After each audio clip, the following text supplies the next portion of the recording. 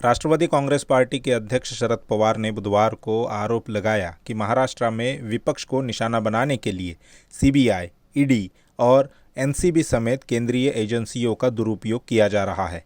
इसके साथ ही उन्होंने दावा किया कि पिछले 2 साल में राज्य की शिवसेना नेत महाविकास आघाड़ी को अस्थिर करने के लिए कई नाकाम प्रयास किए गए।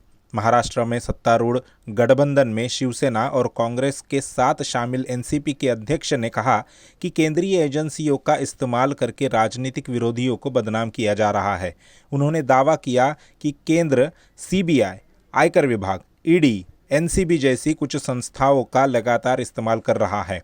राजनीतिक उद्देश्यों से इन सभी एजेंसियों का दुरुपयोग किया जा रहा है। कुछ दिन पहले ही महाराष्ट्र के उप मुख्यमंत्री अजित पवार से जुड़े कुछ ठिकानों पर आयकर विभाग के छापों की पृष्ठभूमि में यह बयान आया है। इसका जिक्र करते हुए शरद पवार ने कहा कि एजेंसियों के अधिकारी बुधवार को छठे दिन भी छापे की कार्रवाई कर रहे हैं। पवार ने आगे कहा कि केवल एनसीपी को ही नहीं बल्कि महाविकास आघाड़ी गठबंधन के अन्य 2 सहयोगी दलों को भी केंद्रीय जांच एजेंसियां निशाना बना रही है।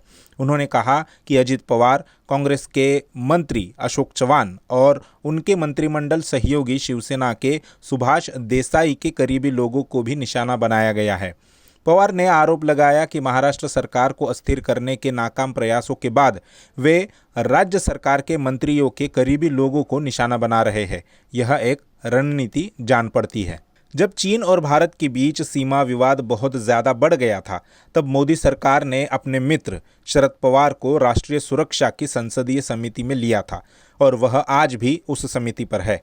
अगर शरद पवार को लगता है कि केंद्र सरकार केंद्रीय संस्थाओं का गलत उपयोग कर रही है, तो क्या वे केंद्र की राष्ट्रीय सुरक्षा समिति से बाहर होंगे?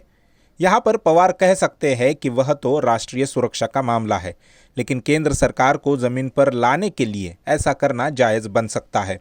उसके बिना तो केंद्र सरकार केंद्रीय संस्थाओं का दुरुपयोग करने से बाज नहीं आ सकती। शरद पवार की सारी राजनीति को देखते हुए वह ऐसा करेंगे या नहीं, यह तो एक सवाल ही है।